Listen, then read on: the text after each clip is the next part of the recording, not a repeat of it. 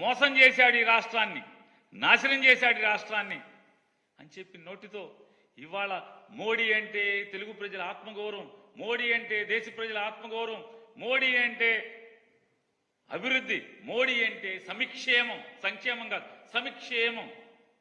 మరి ఏమైంది? ఏంటి మార్పు కారణం ఏంటి? మోడీ అంటే సంపద సృష్టించే వ్యక్తి, మోడీ అంటే ఒక నమ్మకాన్ని కలిగించే వ్యక్తి. కరోనా సమయంలో మనందరి ప్రాణాలని కాపాడాడు. చంద్రబాబు నాయుడు గారి యొక్క కీర్తి సుధా ఇది. మోడీ గారి గురించి ఆయన వాళ్ళు మాట్లాడినటువంటి కీర్తి సుధా. ప్రపంచంలో భారతదేశాన్ని 5వ స్థానాన్ని నుంచి 3వ స్థానానికి తీసుకొచ్చాడు. అమెరికా తర్వాత మళ్ళీ మనమే చెడతలుచుకుని యమకుట్టుడు భజన, మామూలు భజన కాదు చంద్రబాబు భజన, అసలు మామూలుగా హరిలో రంగ హరి. మనందరం మోడీ ఆశయాలతో అనుసంధానం కావాలంట చంద్రబాబు నాయుడు గారి చిత్రం. మనందరం మోడీ ఎందుకు కావాలి?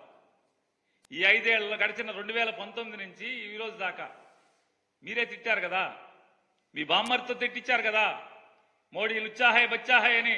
ఆ మోడీ లుచ్చాహే బచ్చాహే ఇవాళ అచ్చాహే ఎట్టా అయ్యాడు? ఎలా అచ్చా అయ్యాడు?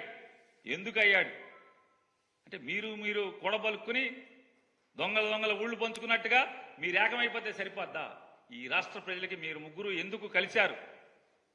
ఏంటి మాకేంటి రాష్ట్రానికి ఏంటి అని చెప్పని ఒక్కటి చెప్పలేదు అక్కడ మీ ముగ్గురులో.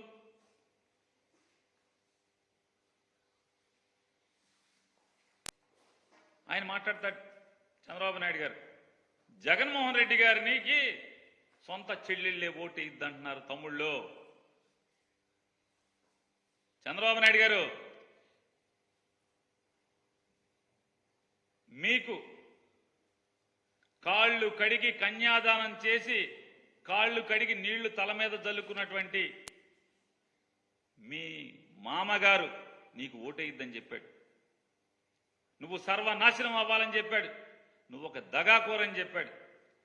మీ తోడబుట్టినటువంటి తమ్ముడు రామ్మూర్తి నాయుడు గారు మా అన్నకి ఓటేయబాకండి, నారా చంద్రబాబు నాయుడు గారికి ఓటేయబాకండి అని ఊరూరు తిరిగాడు. మీ బావమర్రి హరికృష్ణ గారు మా బావ పెద్ద దొంగ, మా బావకి ఓటేయబాకండి అని ఊరూరు సందు గొంతు తిరిగాడు.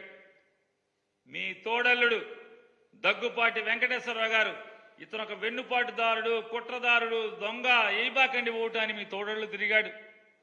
మీ వదిన గారు ఈరోజు డయాస్ మీద ఉన్నటువంటి ఆవిడ మా బావకు దొంగ, మా బావకు మోసగాడు, మా మరిది ఒక మోసగాడు, ఓటేయబాకండి నారా చంద్రబాబుకనని సాక్షాత్తు మీ శ్రీమతి గారు అక్కగారు తిరిగారు.